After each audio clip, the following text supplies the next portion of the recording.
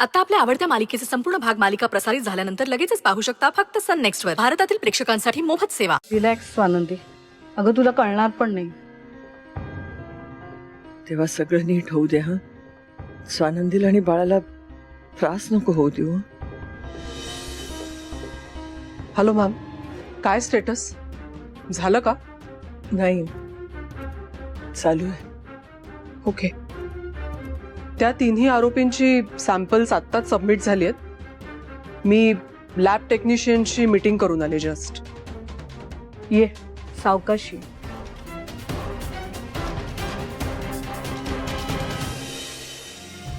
Nurse, हे sample पाठवा lab मध्ये.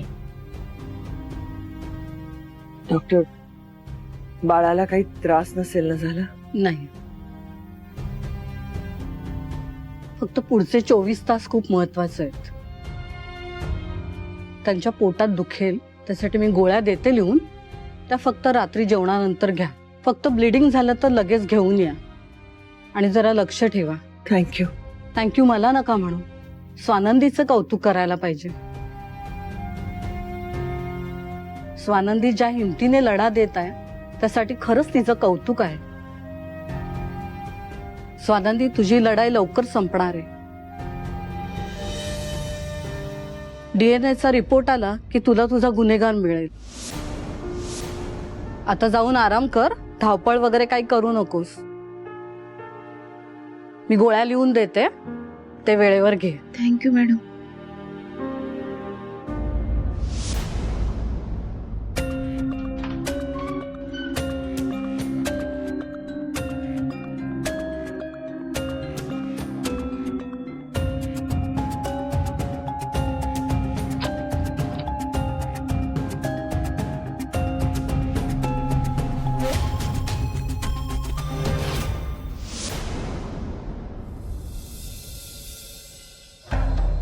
काय काम आहे? कंप्लेंट द्यायची आहे का? नाही, मला सुजित सरपोतदारांना भेटायचंय. त्यांना हा घरचा डबा आणलाय तो द्यायचा आहे. नाही, आता नाही भेटता येणार. क्रिमिनलला भेटायची वेळ आता संपली. हो, क्रिमिनल कोणाला म्हणताय? तो खासदारांचा मुलगा आहे, रस्त्यावरचा भुरटा चोर नाही. क्रिमिनल म्हणे क्रिमिनल. त्याने कोणताही क्राईम केलेला नाहीये, त्याच्याबद्दल नीट बोलायचं. काय झालं? कसला मला विचारा, मी सांगते काय झालं. मी मिसेस सरपोतदार. मी घरचा डबा आणला होता मुलाला देण्यासाठी, तर ह्यानी अडवलं आणि क्रिमिनल बोलतायत त्याला. त्याच्याबद्दल नीट बोलायचं. जेवणाचा डबा जेवणाच्या वेळी नाही द्यायचा, तर काय तुमच्या भेटीच्या वेळी द्यायचा? ते काही नाही. तुम्ही जर मला त्याला भेटायला देणार नसलात तर मला सांगा, मी कमिशनरांना फोन करून सांगते. मॅडम, तुम्ही रागावू नका सर. नाही, आम्ही तुम्हाला ओळखतो ना. उगाच सीपी साहेबांना कशाला तारस. काय येत अंबिका मॅडम नाही येत. यो आपलं त्याचं काम करत होता. तुम्ही भेटा तुमच्या पोराला, पण थोडाच. मॅडम, आमची पोझिशन पण समजून घ्या. मॅडम, तुम्ही कुठं? ती माझ्या बरोबर आहे.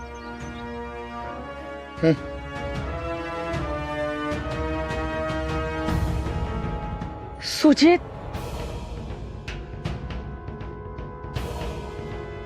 मॉम, सुजित, कसा आहेस तू? तू का आलीस मॉम इथे भेटायला? मग काय करू, करमत नाही मला घरात तुझ्याशिवाय. डोळ्याला डोळा लागत नाही. अरे घशाखाली घास उतरत नाही माझ्या तुझ्या काळजीने.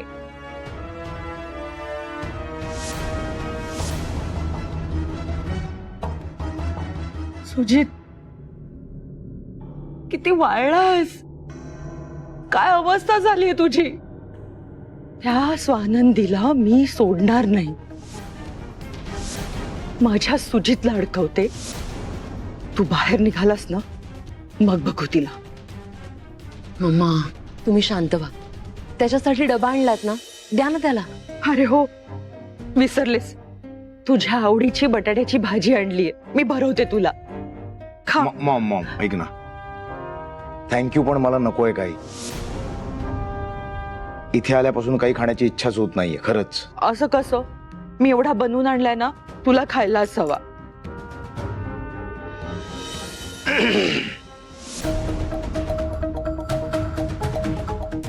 मम्मा, मम्मा, हा अरविंद आहे. हा सुद्धा आपल्याच फॅक्टरीमध्ये जॉबला आहे. पण बघा ना, तो सुद्धा आतमध्ये आहे. मम्मा, स्वानंदीनेच ही अवस्था केली आहे त्याची. महा आगाऊ मुलगी होती. अरविंद, तू कसा आहेस? तुमच्या कृपेने बराच आहे.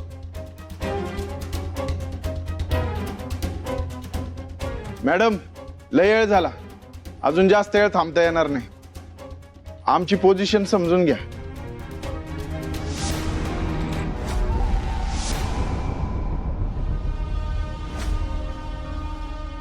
तू काळजी करू नको. हे तुला बाहेर काढायची खटपट करतायतच. तू नक्की बाहेर येशील.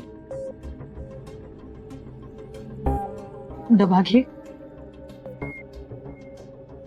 खा. काळजी नको करूस. मम्मा, चला, काळजी घे. चला मम्मा.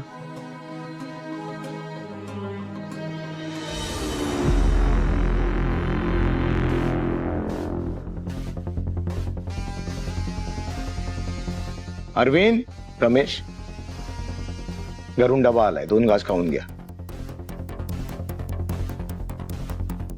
काय जेलमध्ये असलं तरी बॉस आहे तुमचा. तुम्हाला उपाशी ठेवून मी नाही खाणार.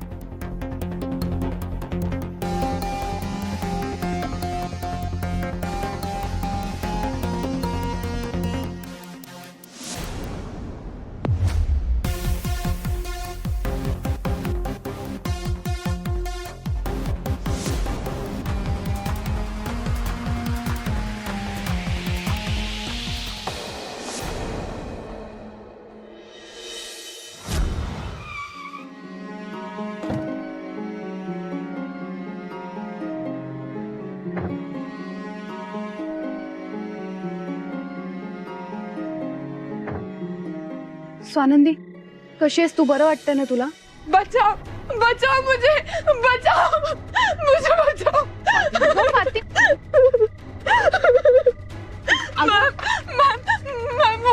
वो लड़के. फातिमा, काय झालं सांगशील का? अगं बोल ना. वहाँ पे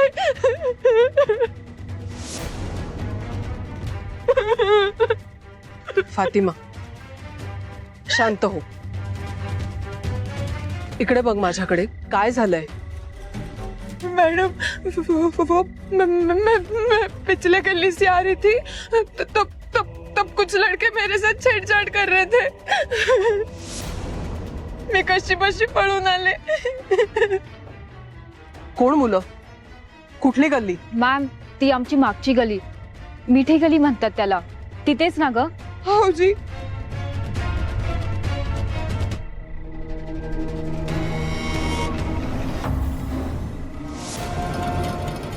कसली फास्ट पळाली ना रे ती. ते पण ओढणी मिळाली ना रे. चल ना, तिला ओढणी द्यायला परत हॉस्टेलमध्ये जाऊया. हॉस्टेल? गोदाम बोल, गोदाम. गोदाम? अरे तिथे आयटम बॉम्ब राहतात ना रे. तिथली प्रत्येक मुलगी ना बॉम्ब आहे, म्हणून ना त्याला गोदाम बोलायचं. काय गोदाम? कोण आहे रे? कोण? धुलाई करणारा धोबीघाट पाहिलाय का तुम्ही? नाही ना? तुमच्या बापाने दाखवला असता तर मला दाखवायची गरज नसती पडली. कोण आहे रे ही? शिंदे, गाडी घेऊन हॉस्टेलवर या. ए, कोण आहे रे शिंदे? हा? ए गबे. ए, पाय काढ. ए, पोलीस वाली आहे रे ती. थांब इकडे. चल चल.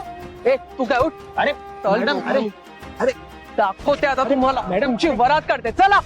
अरे मॅडम.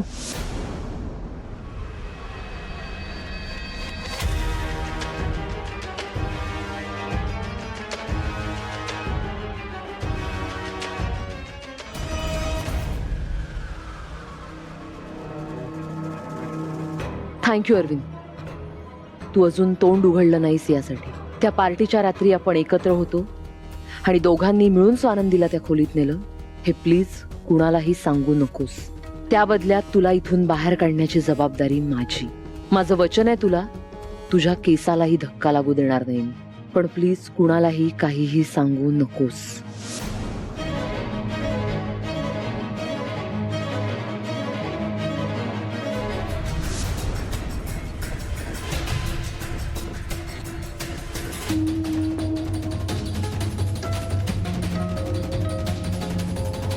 तुझं तोंड बंद ठेवण्यासाठी तुझ्या तोंडात किती पैसे कोंबणार आहे ते लिहायचं विसरली बहुतेक संचिता.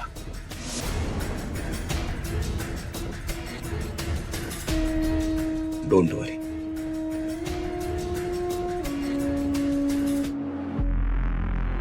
म्हणजे सर तुम्ही मूर्ख आहेस का? मी काही नाही केलंय. मुद्दाम अडकवतायत मला, कारण मी द ग्रेट सरपोतदार साहेबांचा मुलगा आहे ना, खासदारांचा. तुम्हाला पकडून काय होतं? काही नाही, दाखवायला. मला पकडल्यानंतर हेडलाईन बनतात बाबा, खासदार सरपोतदार साहेबांचा मुलगा अटकेत. त्यासाठी चाललंय हे सगळं. संचिता माझी विटनेस, पण फक्त एका विटनेसने माझं काहीच नाही होणार. कळतंय? काळजी करू नकोस. त्याचा योग्य तो मोबदला तुला दिला जाईल.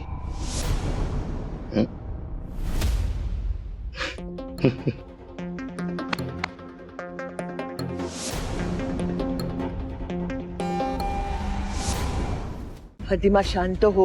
हे चाल चाल.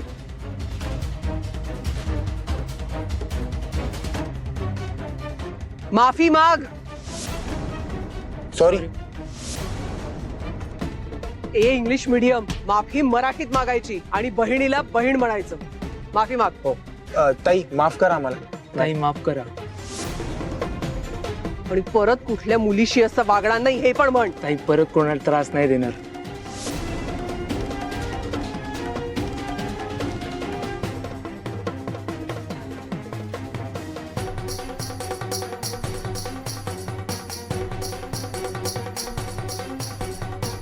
फातिमा, माती मऊ दिसली ना की लोक कोपऱ्याने खणायला लागतात.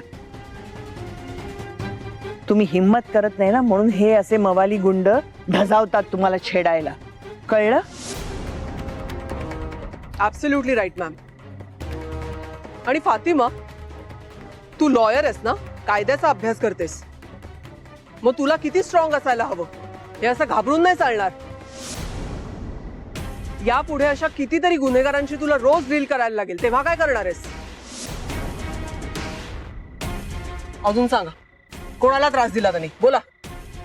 काय ग गप्प का? बोला. मॅडम, हे दोघं ना मागच्या गल्लीच्या नाक्यावरती उभे राहतात आणि तिथून येणाऱ्या जाणाऱ्या पोरींना घाण नजरेने बघत असतात. मॅडम, हा जो येल्लो टी शर्ट वाला मुलगा आहे ना, तो माझ्या मागे एकदा बाईक घेऊन आला होता आणि मला बोलत होता माझ्यासोबत फिरायला येशील का, म्हणून आम्ही मागच्या गलीने येत जात पण नाही, मेन रोडला वळसा घालून येतो. कोण हा? हा मग आता तुला नेते फिरायला. मी पण एक बाई आहे ना, तुडवलं ना या दोघांना, मग तुम्ही काय गप्पा बसता? हिम्मत पाहिजे. आणि आपलं रक्षण सगळ्यात आधी आपल्याला स्वतःला करता आलं पाहिजे. एक द्यायची सणकण. बरोबर आहे मॅडम, तुम्ही तर पोलीस आहात ना, तुम्हाला येत असेल कराटे बिराटे, आम्हाला नाही येत ना. असं कराटे येण्याचा काय संबंध आहे? हिम्मत लागते. दोन ठेवून द्यायच्या सणकण. बाकीचं काम पब्लिक करतं आणि हे असे घाणेरडे लोक तुम्हाला सगळीकडे भेटतील. प्रत्येक वेळेला मी येणार आहे तुम्हाला वाचवायला? हा, या फातिमा सारखे पळत राहणार? ते काही नाही. मॅम, तुमची परमिशन असेल तर मी तुमच्या हॉस्टेलमधल्या मुलींना माझी ड्युटी संपली की सेल्फ डिफेन्स शिकवायला येत जाईन, इफ यू अलाव मी. परवानगी कसली मागताय? अगदी नक्कीच या. माझ्या हॉस्टेलच्या मुलींसाठी जे काही हिताचं असेल ना ते सगळं करायला मी तयार असते. आणि तुम्ही शिकवल्यानंतर आमच्या मुलींचा कॉन्फिडन्स वाढेल. आणि हे असे जे रस्त्यावर छेडतात ना, ह्यांची वाट आमच्या मुलीच लावतील. ठीक आहे, उद्यापासूनच हे सेशन सुरू करूया आपण.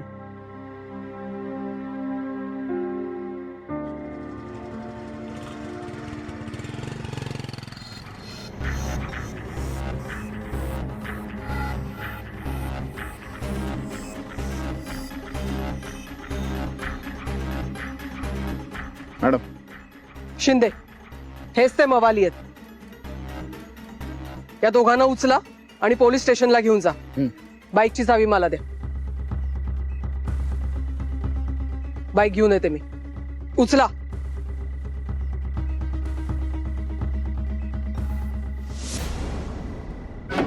आई गो. स्वानंदी, स्वानंदी, स्वानंदी, आई गो. सगळ्यामध्ये स्वानंदीकडे दुर्लक्ष झालं. आपण आत नेऊया तिला.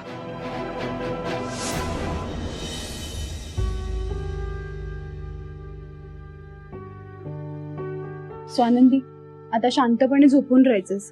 कसलाच विचार करायचा नाहीयेस. ओके, रेस्ट कर. स्वानंदी, गोळ्या घे.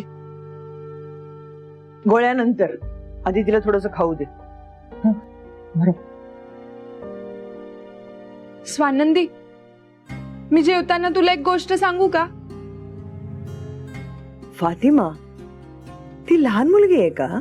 सॉरी मॅडम, येले.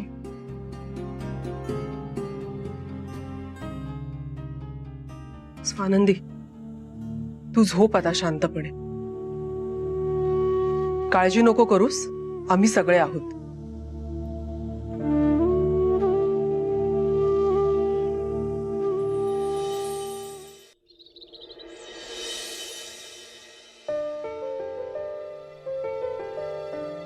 चहा. मॅम, बसा ना.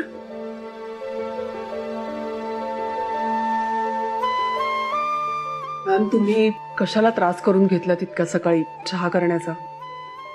मग त्रास कधी मी एकट्याच घेणार सगळ्यांसाठी? मॅम प्लीज तुम्ही पण बसा ना.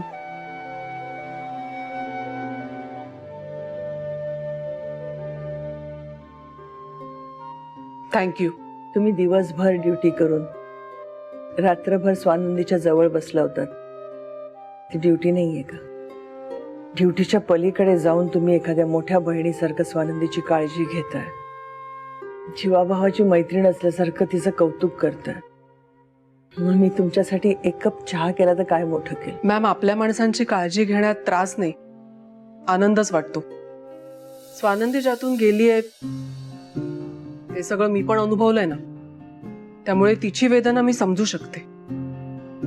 आणि ड्युटीचं म्हणाल तर अशा मुलींना धीर देणं, त्यांची काळजी करणं ही सुद्धा मला माझी ड्युटीच वाटते. या वर्दीच्या आतल्या एका बाईची, एका स्त्रीची ड्युटी. आणि अशी ड्युटी करताना कधी कधी त्रास पण होतो ना, कारण या अशा विक्टिम मुलींमध्ये मी स्वतःला बघते. तसंही या शहरात नवीन आहे, एकटी आहे. त्यामुळे रात्री घरी गेल्यावरती या अशा केसेस जास्त त्रास देतात. तुम्ही स्वतःला एकटी का समजताय? आमचं हे हॉस्टेल, आमच्या सगळ्या मुली, आम्ही सगळ्या आहोत. तुमचं कुटुंब आहे. तसं बघायला गेलं तर या हॉस्टेलमधली प्रत्येक मुलगी एकटीच आहे. कोणी दुसऱ्या शहरात ना आली आहे, कोणी दुसऱ्या गावात ना आली आहे, पण हे हॉस्टेल त्यांचं घर आहे. आणि इथली प्रत्येक मुलगी म्हणजे एकमेकांचं कुटुंब आहे. तसं पाहिलं तर एकटीच आहे, पण तसं पाहिलं तर हे हॉस्टेल एक त्यांचं मोठं कुटुंब आहे. आणि मला सांगा, नेमकं कुटुंब म्हणजे काय असतं? कुणीतरी आपली काळजी करणार, कुणीतरी जीव लावणार. या हॉस्टेलमधली प्रत्येक मुलगी एकमेकांवर जीव लावते आणि आता तर आमच्या मुली तुमच्यावर सुद्धा जीव लावतात. त्यामुळे आता हे हॉस्टेल आणि आमच्या मुली तुमचं कुटुंब आहे. यापुढे कधी मी एकटी असं म्हणायचं नाही, लक्षात ठेव. आणि हो, तुम्ही ते काल म्हणत होतात ना सेल्फ डिफेन्स, मला असं वाटतं हे आपण हे लवकरात लवकर सुरू केलं तर खूप बरं होईल. शुअर, आपण आजच सुरू करू.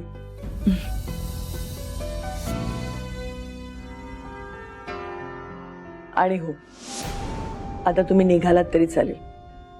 स्वानंदीला छान झोप लागली आणि तुम्हाला सुद्धा ड्युटीवर जायचंय. येस, पण प्लीज काही लागलं तर मला नक्की फोन करा. नक्की येते मी.